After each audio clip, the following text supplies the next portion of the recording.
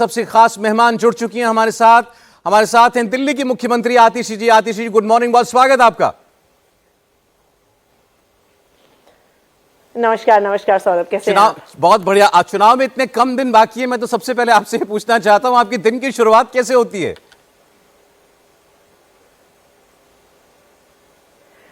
हमारा दिन कब शुरू होता है कब खत्म होता है इसका हमें कोई हिसाब किताब नहीं रहता।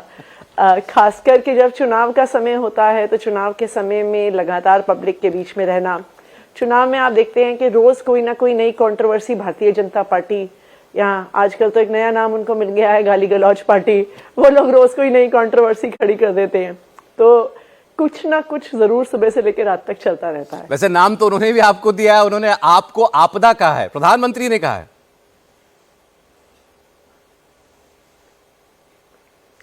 देखिए, दिल्ली की जनता साफ देख सकती है कि एक तरफ आम आदमी पार्टी है जो अपने बिजली, पानी, स्कूल, मोहल्ला क्लिनिक, तीर्थ यात्रा, बस यात्रा, इलेक्ट्रिक व्हीकल्स, फ्लाईओवर्स अपने 10 साल के काम पर बात करती है, और दूसरी तरफ ये लोग गाली गलौज करने के अलावा क्या काम करते हैं? ये अरविंद केजरीवाल जी को गाली देते हैं, ये मुझे गाली देते हैं, ये मेरे परिवार वालों को गाली देते हैं। इनके पास ना दिल्ली के लिए कोई प्लान है, ना विजन है, ना कोई चेहरा है, ना ये कोई बात रखते हैं कि इन्होंने 10 साल में, देखिए 10 साल से केंद्र में इनकी सरकार है, दिल्ली देश की राजधानी है, केंद्र सरकार ने, भारतीय जनता पार्टी ने 10 साल में दिल्ली वालों के लिए क्या किया? 10 साल के बाद तो प्रधानमंत्री जी आए और 3 कॉलेज का शिलान्यास करके गए। 10 साल में इन्होंने ना एक सड़क बनाई, ना एक फ्लाईओवर बनाया, ना एक कॉलेज बनाया, ना एक स्कूल बनाया, ना एक अस्पताल बनाया। तो आज इनके पास अरविंद केजरीवाल जी, आम आदमी पार्टी, आतिशी पर गाली गलौज के अलावा कोई काम ही नहीं है। इनके पास और कुछ कहने के लिए ही नहीं है।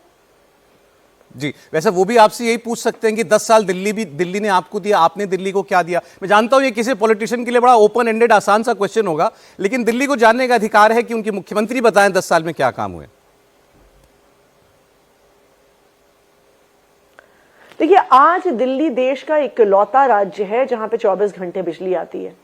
दिल्ली में पीक गर्मी हुई इस साल, 52.9 डिग्री टेम्परेचर पहुंच गया। बाकी सब राज्यों में, अब बाकी तो हम किसी यूपी के गांव की बात नहीं कर रहे, हरियाणा के गांव की बात नहीं कर रहे, राजस्थान के गांव की बात नहीं कर रहे, लेकिन गुड़गांव, गाजियाबाद, फरीदाबाद, नोएडा, ग्रेटर नोएडा, साहिबाबाद, आप दिल्ली के आसपास यूपी हरियाणा के बड़े शहर भी देखिए, 6-6 घंटे के पावर कट, 8-8 घंटे के पावर कट लगते हैं। लेकिन दिल्ली एक इकलौता राज्य है जहां पे 24 घंटे बिजली आती है। दूसरा, देश की सबसे सस्ती बिजली दिल्ली में मिलती है।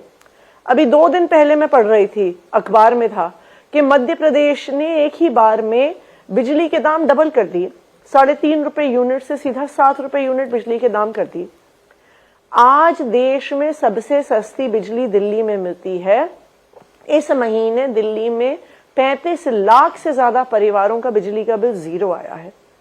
आज दिल्ली के सरकारी स्कूल प्राइवेट स्कूल से बेहतर परफॉर्म कर रहे हैं। हमारे बच्चे जेई नीट का एग्जाम क्लियर करके मेडिकल कॉलेज, इंजीनियरिंग कॉलेज में जा रहे हैं। आज दिल्ली के हर परिवार के वॉकिंग डिस्टेंस में मोहल्ला क्लिनिक है जहां पे डॉक्टर इलाज करता है, दवा फ्री मिलते हैं, टेस्ट फ्री मिलती हैं। दिल्ली में 11 लाख महिलाएं रोज डीटीसी बस में फ्री सफर करती हैं। आज देश का largest electric bus fleet Delhi में है, दुनिया की second largest electric bus fleet Delhi में। 10 साल में हमने 38 फ्लाईओवर बनाए, 450 किलोमीटर मेट्रो का एक्सपेंशन किया, 5000 किलोमीटर पानी की लाइन डाली, 10,000 किलोमीटर सीवर की लाइन डाली। तो 10 साल के काम पर आज आम आदमी पार्टी दिल्ली के लोगों से वोट मांगने जा रही है। बीजेपी किस आधार पे वोट मांग रही है? नहीं, इसमें से बहुत सारे ऐसे काम है आतिशी जी, गिना सकते हैं उन्होंने। जैसे आपने बस की बात की, बीजेपी वाले उसका क्रेडिट लेते हैं। प्रधानमंत्री ने तो यहां तक कहा था अपनी रैली में कि दिल्ली में जितने बड़े काम हुए हैं वो केंद्र की सरकार ने किए हैं।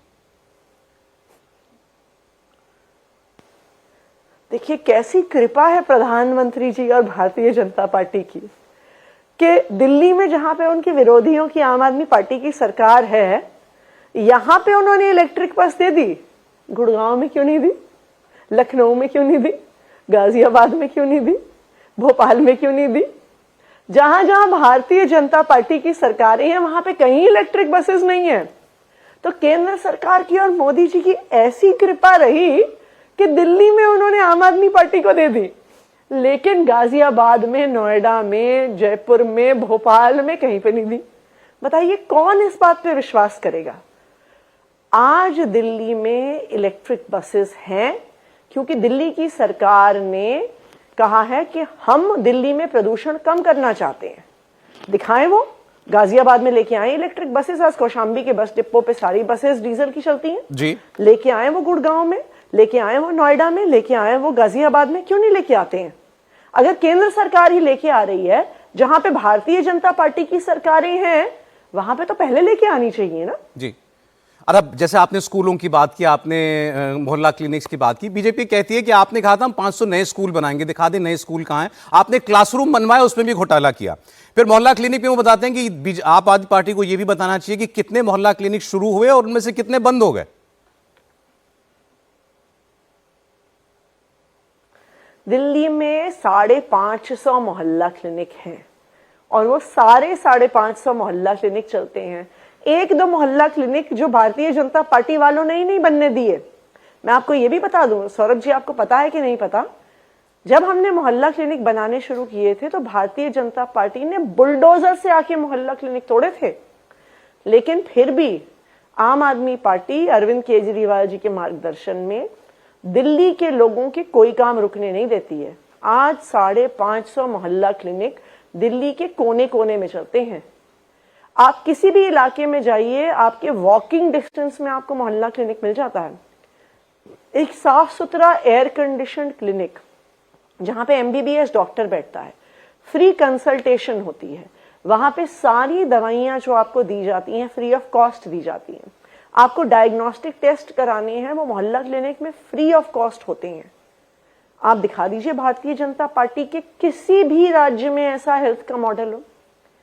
दूसरी बात, मैं भारतीय जनता पार्टी को कहूंगी चले मेरे साथ। मैं तो आजकल रोज ही आचार संहिता लगने से पहले, मुझे लगता है हर 3 दिन 4 दिन 1 हफ्ते में हम नए स्कूलों का उद्घाटन कर रहे थे, तो मैं बिल्कुल लेके जाऊंगी भारतीय जनता पार्टी वालों को, वो हमारे नए स्कूल भी देखें, वो हमारी नई स्कूलों की बिल्डिंग, हमारे पुराने स्कूलों में जो हमने नई बिल्डिंग बनाई है उसको भी देखें।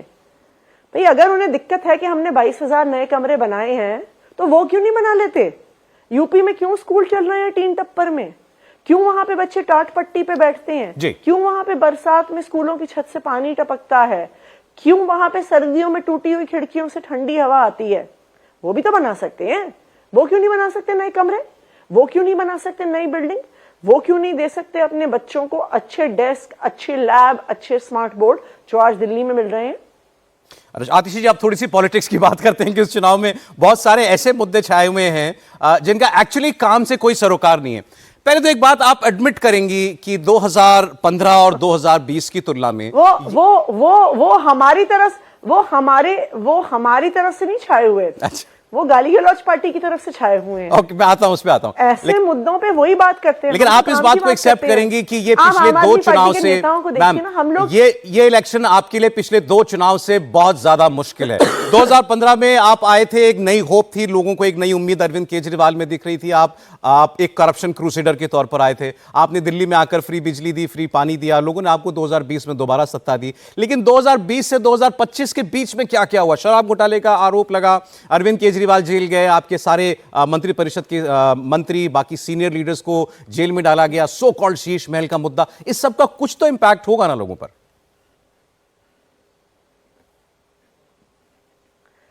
देखिए, मुझे लगता है कि दिल्ली के लोग बहुत समझदार हैं।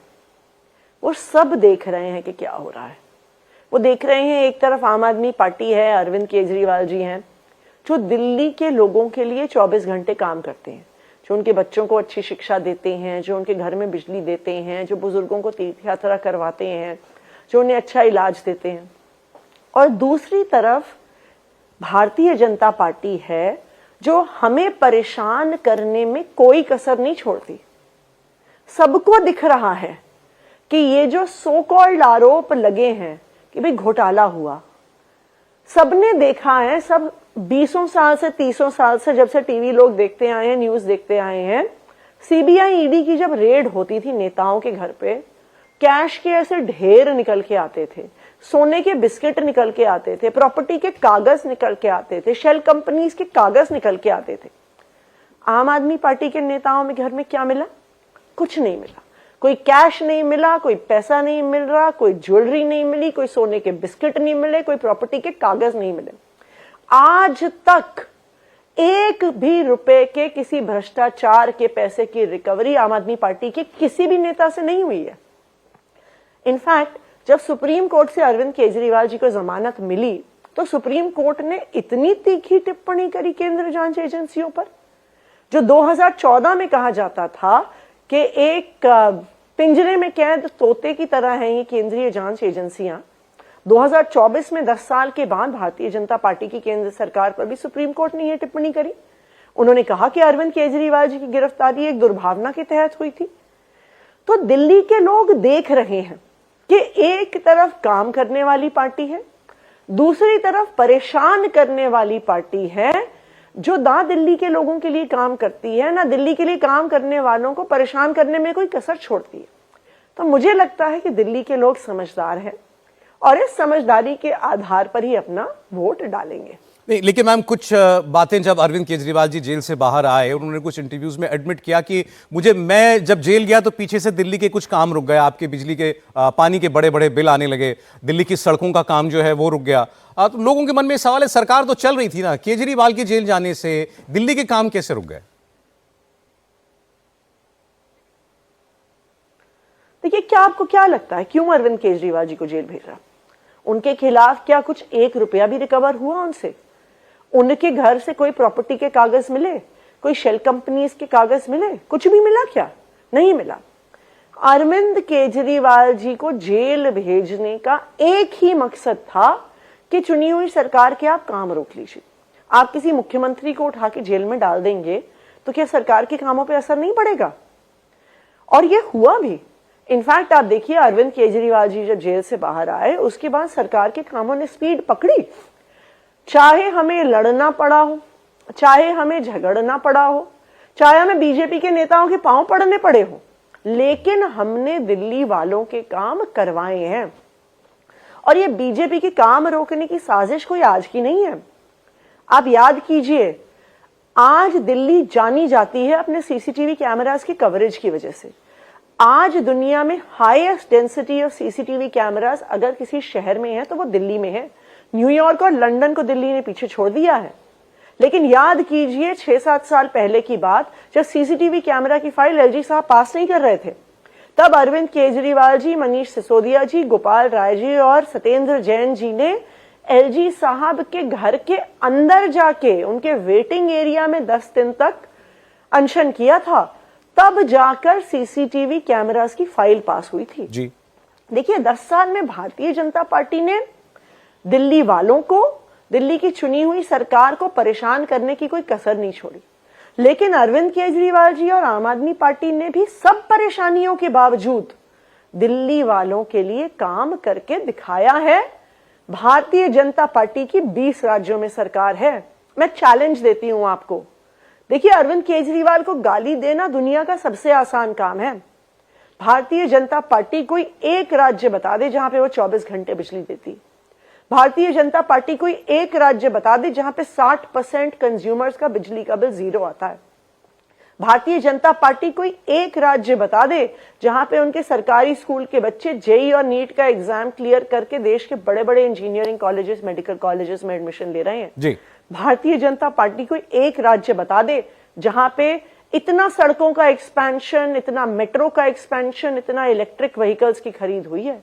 उनके पास कोई जवाब ही नहीं है जी। वो बस दिल्ली में आते हैं, अरविंद केजरीवाल को गाली देते हैं।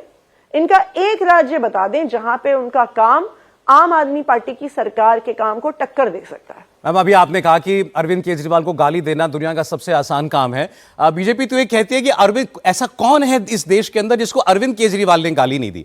और जितने लोगों को गालियां दी, आज उन सबका हाथ पकड़कर खड़े हैं आपके सो कॉल्ड इंडिया अलायंस के सारे सहयोगी, जो इंसिडेंटली दिल्ली में आपका साथ दे रहे हैं, कांग्रेस का साथ नहीं दे रहे। इन सबको आपने भ्रष्टाचारी बताया था।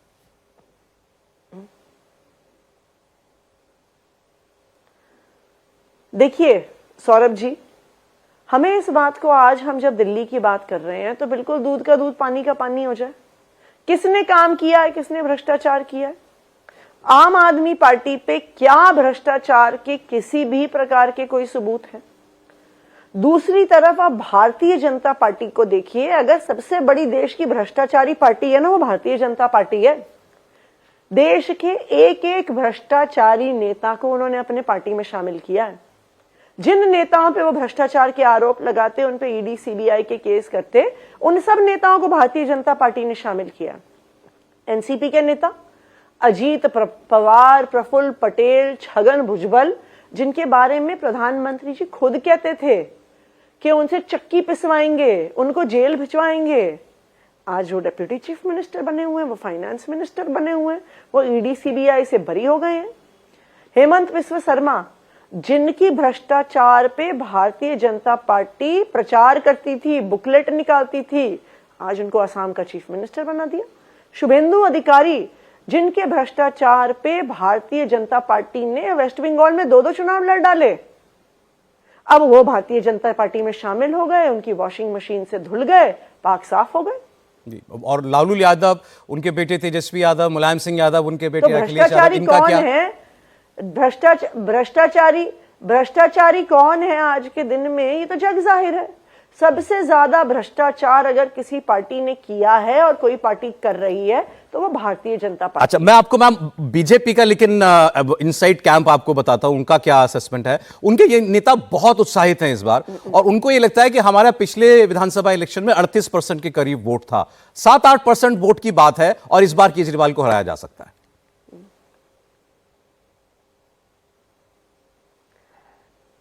देखिए, 7-8% वोट की बात नहीं है। अगर दिल्ली जीतना है तो काम करके दिखाना होगा। अगर दिल्ली जीतना है तो दिल्ली के लिए कोई विजन सामने रखना होगा। अगर दिल्ली जीतना है तो कोई सीएम का चेहरा सामने रखना होगा। बताए भारतीय जनता पार्टी? 3 सवाल मैं भारतीय जनता पार्टी से पूछूंगी। सबसे पहले, 10 साल से भारतीय जनता पार्टी ने, उनकी केंद्र सरकार ने दिल्ली वालों के लिए कोई एक काम किया हो तो वो बता दें। दूसरा सवाल, भारतीय जनता पार्टी का दिल्ली के लिए क्या विजन है, क्या नैरेटिव है, वो बता दें। तीसरा और सबसे महत्वपूर्ण, भारतीय जनता पार्टी का सीएम का चेहरा कौन होगा, ये बता दें। इन तीनों सवालों का जवाब सब दिल्ली वाले भारतीय जनता पार्टी से मांग रहे हैं। आज भारतीय जनता पार्टी वैसे अरविंद केजरीवाल जी के घर तक पूर्वांचल सम्मान मार्च निकाल रही है। उनका कहना है कि अरविंद केजरीवाल ने यह कह के कि बीजेपी यूपी बिहार के लोगों के फर्जी वोट दिल्ली में बना रही है, पूर्वांचलों का अपमान किया। वो एक सेकंड, हाँ जी, सॉरी, फिर से रिपीट करेंगे क्या? जी, कोई बात नहीं मैम। मैं आपसे कह रहा था कि बीजेपी आज अरविंद केजरीवाल जी के घर तक पूर्वांचल सम्मान मार्च निकाल रही है। वो कह रही है केजरीवाल जी ने ये कह के कि बीजेपी यूपी बिहार के लोगों को नई दिल्ली में लाकर उनके वोट बनवा रही है, पूर्वांचलों का अपमान किया है, फर्जी वोटर कहा है उनको। देखिए, भारतीय जनता पार्टी आज तक एक काम बता दे जो उन्होंने दिल्ली के पूर्वांचलियों के लिए किया है, बता दें। क्यों दिल्ली के पूर्वांचली भाई बहन हमारे जो कच्ची कॉलोनी में रहते थे, नरकीय जीवन जीते थे, ना पानी की लाइन, ना सीवर की लाइन, ना सड़क, ना बिजली की व्यवस्था। अगर पूर्वांचली भाइयों और बहनों के लिए किसी ने काम किया है तो वो अरविंद केजरीवाल जी ने किया है। दूसरा, भारतीय जनता पार्टी ये भी बता दे कितने उन्होंने, जो पूर्वांचली हमारे भाई बहन हैं, उनको टिकट दिया, उनको विधायक बनाया, उनको सांसद बनाया। दिल्ली के इतिहास में अगर सबसे ज्यादा पूर्वांचली भाइयों और बहनों को किसी एक पार्टी ने टिकट दिया, सम्मान दिया, वो आम आदमी पार्टी ने दिया। तीसरी बात, पूर्वांचली भाइयों और बहनों का सबसे बड़ा त्योहार अगर पूरे साल भर में होता है, वो छठ का त्योहार होता है। दिल्ली एकमात्र ऐसा राज्य है पूरे देश में जो इतने भव्य तरीके से छठ का त्योहार मनाता है। बता दे भारतीय जनता पार्टी, उनकी तो गुजरात में सरकार है, क्या किया उन्होंने पूर्वांचली भाइयों और बहनों के लिए? महाराष्ट्र में उनकी सरकार है, बताएं उन्होंने क्या किया? उनके तो बस रमेश बिधूड़ी जी जैसे नेता पूर्वांचली भाइयों बहनों को गालियां निकालते हैं, वो तो अपनी ही पार्टी के पूर्वांचली नेताओं को गाली देकर, मार पीट कर सड़कों पे भगाते हैं। तो अगर पूर्वांचली भाइयों बहनों का अपमान किसी ने किया है और करते रहते हैं, वो भारतीय जनता पार्टी है। जी, लाखों पूर्वांचली रहते हैं दिल्ली में। आतिशी जी, आपने ठीक कहा, सबसे बड़ा पर्व उनका छठ होता है। लेकिन दिल्ली में छठ जो मनाया गया पूर्वांचली भाई बहनों द्वारा, वो यमुना में नहीं मनाया गया, क्योंकि यमुना हमारी, मैं भी दिल्ली में रहता हूं, गंदे नाले से भी गंदी है। उनको मैदान में गड्ढे खोदकर नहर जैसा पानी बहाकर वहां छठ मनाना पड़ा। यह किसका दोष है?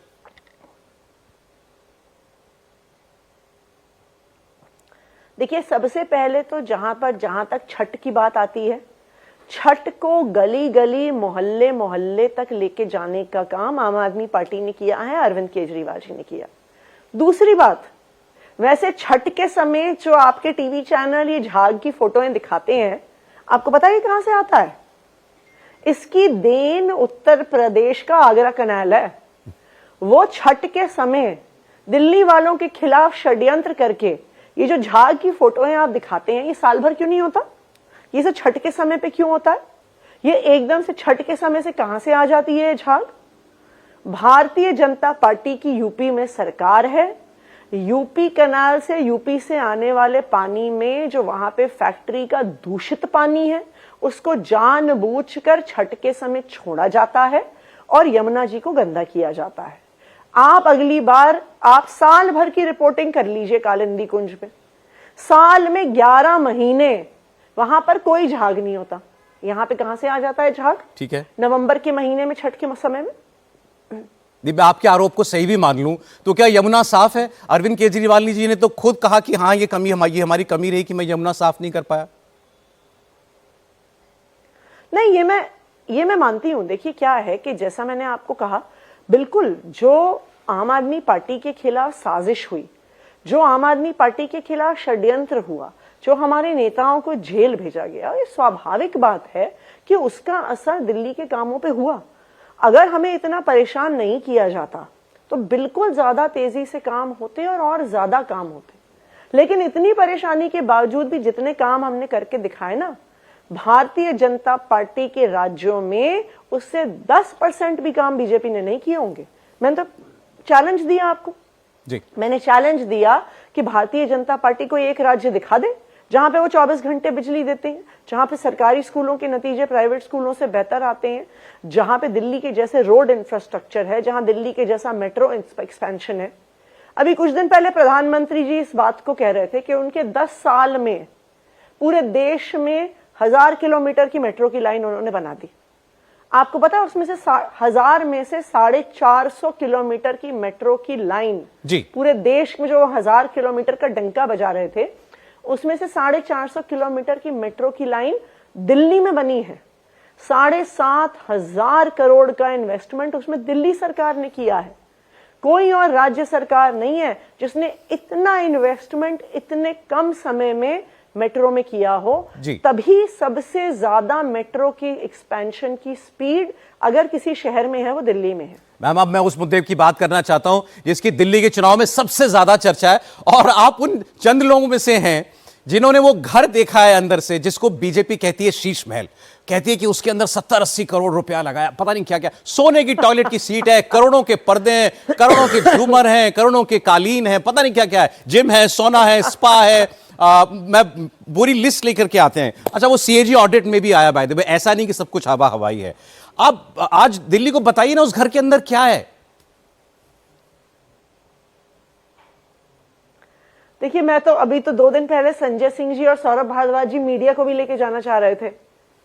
वो हम भी ढूंढना चाहते हैं कहां है ये स्विमिंग पूल, कहां है ये सोने का टॉयलेट, कहां है ये करोड़ों के झूमर, कहां है ये मिनी बार जिसकी आप लोग बार बार चर्चा करते हैं। हम तो मीडिया को लेके जा रहे थे कि सारा दूध का दूध, पानी का पानी हो जाए, लेकिन केंद्र सरकार ने अपनी सारी पुलिस की व्यवस्था वहां खड़ी कर दी। क्यों? इसलिए खड़ी कर दी क्योंकि वो किसी को अंदर ही नहीं घुसने देना चाहते हैं, क्योंकि अगर मीडिया अंदर जाएगी तो सारे उनके झूठ का पर्दाफाश हो जाएगा। हमारा तो ये भी चैलेंज है, आप दिल्ली के सीएम आवास को मीडिया के लिए खोल दीजिए और आप इस देश के प्रधानमंत्री जी का जो राजमहल है, जो उन्होंने 2700 करोड़ रुपए खर्च करके बनाया है, उसको भी खोल दीजिए मीडिया के लिए। ठीक है, देखे तो सही कि ये जो लाखों के पेन प्रधानमंत्री जी यूज करते हैं वो कहाँ है, जो हर 3 घंटे में वो कपड़े बदलते हैं, जो ऐसा सुनने में आया है 5,500 जोड़ी कपड़े प्रधानमंत्री जी के पास हैं, वो कहाँ पे हैं। जो सुनने में आया है कि उनके यहाँ जो 300 करोड़ की कालीन है, जो कहीं से मिडल ईस्ट से आई है, जो सोने के धागे से बुनी हुई है, वो कहाँ पे है। तो प्रधानमंत्री जी का राजमहल भी देश को दिखा दिया जाए। नहीं, तो इसमें सबको कोई हर्ज साफ नहीं है हो मैम। जाएगा पीएम आवास कि कैसा है ये भी लोगों को आखिरकार पता चले, दिल्ली का कौन सीएम आवास ऐसी कैसा है ये भव्यता भी में पता रहता चले। है? लेकिन ये बात तो ठीक है ना, 2020 से वो घर बन रहा था, अरविंद केजरीवाल जी उसमें कुछ साल रह लिए, आपको वो कुछ उस घर की चाबी 2-3 महीना पहले हैंडओवर कर दी गई, तो आप लोग चाहते तो पहले ही दिखा सकते थे सबको, ये विवाद इतना बड़ा बनता ही नहीं। देखिए, हम तो चाहते हैं, हम तो उस घर में रह रहे थे, हमें ही इन्होंने निकाल के बाहर फेंक दिया उस घर से। अब दिखाएंगे पूरे देश को कि ऐसा क्या बवंडर है उस घर के अंदर, दिखाएं वो पूरे देश को कि जो पीएम साहब का राजमहल है उसको भी दिखाएं ना। तो फिर दिल्ली वालों को और देश वालों को साफ हो जाएगा कि एक तरफ सीएम आवास का भारतीय जनता पार्टी का झूठ है और दूसरी तरफ प्रधानमंत्री जी का 2700 आप उस घर में शिफ्ट क्यों नहीं हुई आतिशी जी? बीजेपी कह रही है कि आपने बस चाबी अपने पास रखी, आप उस घर के अंदर गई नहीं, आप मतलब उसमें रही नहीं आप।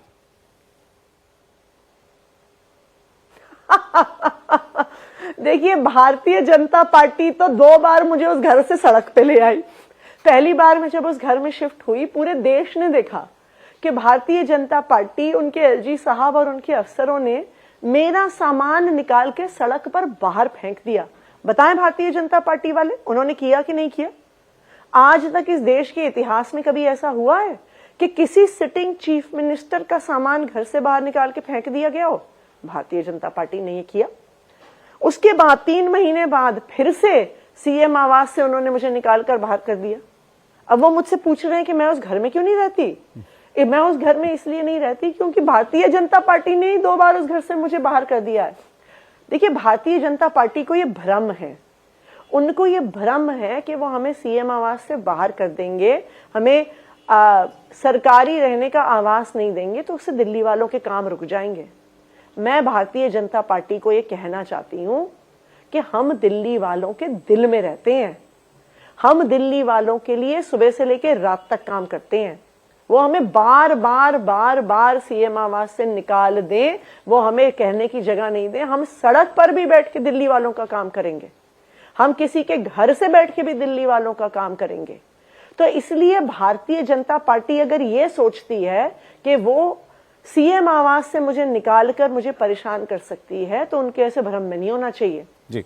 जब पिछली बार उन्होंने मेरा सामान निकाल के फेंका था, उसके बाद लगातार मैंने पूरी स्पीड के साथ दिल्ली के लोगों के काम किए। उसके बाद कम से कम मैंने 12 नए स्कूल शुरू किए, हमने नए मोहल्ला क्लिनिक शुरू किए, कई फ्लाईओवर्स का उद्घाटन किया, कई मोहल्ला क्लिनिक बनाए। तो उसी तरह से अब इन्होंने फिर से मुझे निकालकर उस घर से बाहर किया है। अरे तो वैसे वो ये भी कहते हैं कि आप कह रही हैं आपने इतना काम किया, 1000 रुपए महीने, हमने 1000, सुन लीजिए, सुन तो लीजिए, हमने 1000 रुपए महीने की महिलाओं की सम्मान की स्कीम पास करी है। अब उन्होंने फिर से घर से निकाला, अब 2100 रुपए की आने वाली सरकार में स्कीम पास करेंगे। दिल्ली के काम कराने तो दिल्ली के मुख्यमंत्री का घर, जो दिल्ली के मुख्यमंत्री का सामान उसके घर के बाहर फेंकते रहो। लेकिन वो ये कह रहे हैं कि फायदा क्या, आतिशी जी ने भले ही कुछ कर दिया। अच्छा, आपकी तो एलजी साहब ने भी तारीफ की, कोई फर्क नहीं पड़ रहा। एलजी साहब ने आपकी तारीफ की, कहा मैं 2.5 साल में पहली बार दिल्ली का मुख्यमंत्री देख रहा हूं जो काम करता है, क्योंकि केजरीवाल जी के पास तो कोई विभाग ही नहीं होता था। लेकिन वो कहते हैं फायदा क्या, आप तो टेम्पररी अस्थायी चीफ मिनिस्टर हैं, चुनाव जीत भी गई तो आप तो रहेंगी नहीं चीफ मिनिस्टर। वो कहते हैं महिलाओं का भी अपमान है। देखिए अगर एलजी साहब को मेरा काम पसंद है तो मेरे ही नाम पे आम आदमी पार्टी को वोट दे दें, ऐसा क्या। मैं भी तो आम आदमी पार्टी की हूं। आज तक उन्होंने भारतीय जनता पार्टी के तो किसी नेता की तारीफ नहीं करी। अगर मेरी तारीफ करी है तो जब एलजी साहब अपना वोट डालने जाएं तो वो मेरे नाम पे आम आदमी पार्टी को वोट दे दें। अच्छा, आपने कहा भी आपने महिलाओं के लिए स्कीम लॉन्च की, कैबिनेट ने एक कहा हम 1,000 रुपया देंगे अगर चुनाव जीत के आते हैं, बाद में उसको 2,100 रुपए कर दिया। लेकिन देखिए, जितने भी राज्यों में ये स्कीम लागू की गई इससे पहले, ज्यादातर में इंकम्बेंट सरकार ने लागू की और इलेक्शन से पहले उसको उसकी किस्त दे भी दी महिलाओं को। आप लोग तो सत्ता में हैं, आप लोगों ने इसकी किस्त जारी क्यों नहीं की, ये स्कीम लॉन्च क्यों नहीं कर दी?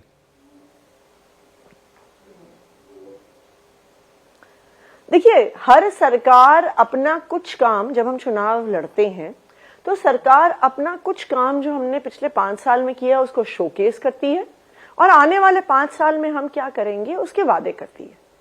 तो हमारी सरकार भी यही कर रही है। जो काम हमने पिछले 5 साल में दिल्ली में किया है, जो काम हमारी सरकार ने अपने 2 टर्म्स में 10 साल में किया है, उसको हम शोकेस कर रहे हैं कि हमने कैसे बिजली में, पानी में, स्कूल में, अस्पताल में, फ्लाईओवर, मोहल्ला क्लिनिक, तीर्थ यात्रा, बस यात्रा, रोड इंफ्रास्ट्रक्चर पे काम किया है। तो हमने अपने 10 साल का हम काम भी गिना रहे हैं और दूसरी तरफ आने वाली सरकार के लिए आने वाले 5 सालों के लिए वादे भी कर रहे हैं। मैं तो बीजेपी से पूछूंगी, वो भी ऐसा कर दे ना, वो बता दें 10 साल में उन्होंने दिल्ली के लिए क्या किया है। वो ये भी नहीं बता रहे। वो आने वाले 5 साल में क्या करने वाले हैं वो ये भी नहीं बता रहे। तो ना उन्होंने क्या काम किया है, ना उनका दिल्ली के लिए विजन क्या है, एक भी चीज भारतीय जनता पार्टी वाले नहीं बता रहे। एक ही काम करते हैं, अरविंद केजरीवाल को गाली दो, आम आदमी पार्टी को गाली दो, आतिशी को गाली दो। भाई, दिल्ली के लोगों को गाली गलौज पसंद नहीं है। दिल्ली के लोग काम चाहते हैं, जो भारतीय जनता पार्टी ने किया नहीं। अरे, इसकी वजह वो ये बताते हैं, आप ये स्कीम्स लॉन्च इसलिए नहीं कर रहे क्योंकि आपके पास पैसा ही नहीं है। दिल्ली में 10 साल में अरविंद केजरीवाल ने फ्री फ्री फ्री सब दे करके दिल्ली का खजाना लुटा दिया। पिछले 20-22 सालों के अंदर दिल्ली की सरकार, सरकार जो सरप्लस रेवेन्यू में रहती थी वो डेफिसिट रेवेन्यू में आ गई, घाटे में आ गई। देखिए, इसीलिए ना भारतीय जनता पार्टी वालों की एक चीज में तो तारीफ करनी होगी, इतने कॉन्फिडेंस से झूठ बोलते हैं, मतलब ये काबिले तारीफ है। 20 राज्यों में भारतीय जनता पार्टी सरकार चलाती है, 20 के 20 राज्य घाटे में चलते हैं। 20 राज्यों में भारतीय जनता पार्टी सरकार चलाती है, एक भी राज्य में वो अपना टैक्स रेवेन्यू नहीं बढ़ा पाए हैं। दूसरी तरफ आम आदमी पार्टी की सरकार जो दिल्ली में चलती है, देश की इकलौती मुनाफे में चलने वाली सरकार है। दिखा दे भारतीय जनता पार्टी, उनकी कहीं एक भी सरकार हो जो मुनाफे में चलती हो, नहीं चलती है।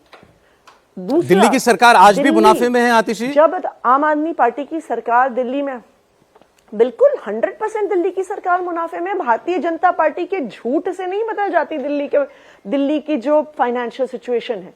दूसरी बात, जब दिल्ली में आम आदमी पार्टी की सरकार आई थी तब दिल्ली का टोटल बजट होता था 30,000 करोड़। तब 2 टर्म्स में 10 साल के अंदर अंदर दिल्ली ने अपने टोटल बजट को 2.5 गुना कर दिया। आज दिल्ली में 77,000 करोड़ का बजट है। और मैं आपको यह भी बता दूं सौरभ जी, हमें केंद्र सरकार से एक चवन्नी भी नहीं मिलती है। ये जो 77,000 करोड़ का हमारा बजट है, ये हमारे अपने टैक्स से आता है, हमारी अपनी रेवेन्यू से आता है। जो दिल्ली वाले 2 लाख करोड़ का इनकम टैक्स देते हैं ना केंद्र सरकार को, उसमें से दिल्ली वालों को 1 रुपया भी नहीं मिलता है। जो दिल्ली को सारी सुविधाएं आम आदमी पार्टी की सरकार दे रही है, वो अपने राजस्व से दे रही है, अपने टैक्स कलेक्शन से दे रही है, अपने ईमानदारी से इकट्ठे किए हुए खजाने से दे रही है। मैम, मैं आप पे छोड़ता हूं, मुझे पता है आपका समय बहुत कीमती है, चीफ मिनिस्टर का टाइम है, वो भी इलेक्शन में। अगर आप मुझे सिर्फ 2-3 मिनट और दें, मेरे 2-3 सवाल बाकी हैं। आप लोग आए थे ईमानदारी से काम करने के लिए। आपने खुद कहा कि हम काम की राजनीति करना चाहते हैं, हम फिजूल के बातों में उलझना नहीं चाहते हैं, लेकिन आप तो धर्म की राजनीति भी कर रहे हैं। अब आप पुजारियों को, ग्रंथियों को भी सम्मान निधि दे रहे हैं। आप अब जात की राजनीति भी कर रहे हैं। अब आपने जाटों के आरक्षण का मुद्दा भी उठा दिया। अरविंद केजरीवाल और आपकी पॉलिटिक्स नहीं थी।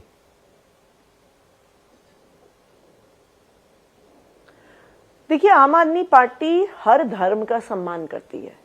हमारे में और भारतीय जनता पार्टी में ये सबसे बड़ा अंतर है। भारतीय जनता पार्टी धर्म के नाम पे लोगों को बांटती है, आम आदमी पार्टी हर धर्म के लोगों का सम्मान करती है।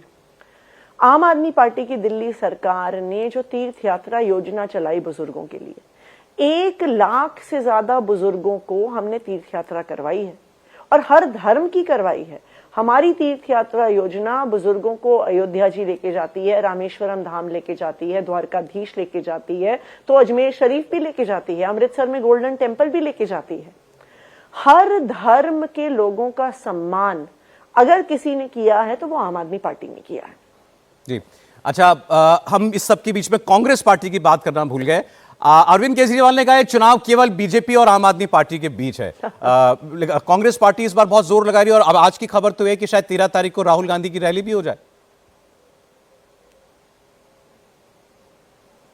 देखिए, आप कांग्रेस की बात करना इसीलिए भूल गए क्योंकि कांग्रेस भूलने लायक ही है। दिल्ली में जो 2 चुनाव से लगातार 1 सीट भी नहीं जीत पाई, जिसने पिछले चुनाव में मेरे ख्याल से 70 में से 69 सीटों पे 69 सीट्स पे जिनकी जमानत जब्त हो गई थी, उनके बारे में बात करके बहुत फायदा भी नहीं है। मेरा फाइनल क्वेश्चन, लोग कह रहे हैं अरविंद केजरीवाल इस बार थोड़ा डेस्परेट है, उनको अपनी ही सीट हारने का खतरा है, तभी वो ये वोटर लिस्ट में गड़बड़ी का मामला बार बार उठा रहे हैं कि हजारों वोटर जोड़े जा रहे हैं, हजारों वोटर काटे जा रहे हैं। आप ही बताइए सौरभ जी, अरविंद केजरीवाल जी जिस सीट से लड़ते हैं, नई दिल्ली विधानसभा की जो सीट है, उसमें 1 लाख वोटर हैं। 15 दिन के अंदर अंदर 15 दिसंबर से 1 जनवरी या 7-8 जनवरी में 3 हफ्ते के अंदर अंदर 13,000 नए वोटों की एप्लीकेशन वहां पे आ गई। 15 दिन में आपको लगता है कि एक विधानसभा क्षेत्र में 13,000 लोग शिफ्ट हो जाएंगे? और 13,000 वोट का मतलब है उस विधानसभा क्षेत्र का 13% वोट। दूसरी तरफ इसी 15 दिन और 21 दिन, तब 15 दिन से 3 हफ्ते के पीरियड में 5,500 वोट काटने की एप्लीकेशन आ गई। यानी एक तरफ आप 13% वोट बढ़ा रहे हैं, 5% वोट काट रहे हैं। इससे बड़ा इलेक्टोरल रोल का मैनिपुलेशन और स्कैम क्या हो सकता है? दूसरी मैं आपको इंटरेस्टिंग बात बताती हूं। जिन लोगों ने ये वोट काटने की एप्लीकेशन डाली, जिनके नाम से ये एप्लीकेशन डली, जब इलेक्शन कमीशन ने उन्होंने बुलाया तो वो सारे फर्जी निकले। उन सब ने कहा कि हमने तो कोई एप्लीकेशन डाली ही नहीं। इसका मतलब ये है कि एक बहुत बड़ा फर्जीवाड़ा चल रहा है और भारतीय जनता पार्टी शायद ये फर्जीवाड़ा और राज्यों में भी करती आई है। जब चुनाव का रिजल्ट आ जाता है, उसके बाद कोई पार्टी जब सवाल उठाती है तो कहा जाता है जी चुनाव हार गए इसलिए आप बहाने बना रहे हो। आज तो हम सबूत के साथ दिखा रहे हैं कि किस तरह से गलत तरीके से वोट जुड़ रहे हैं और गलत तरीके से वोट कट रहे हैं। जी आतिशी जी, चुनाव बहुत दिलचस्प होने जा रहा है। अब ये 2 तरफा है या त्रिकोणीय मुकाबला है, हमें पता चल जाएगा 8 तारीख को। लेकिन जैसे अंग्रेजी में कहते हैं, मे द बेस्ट मैन और वुमन विन।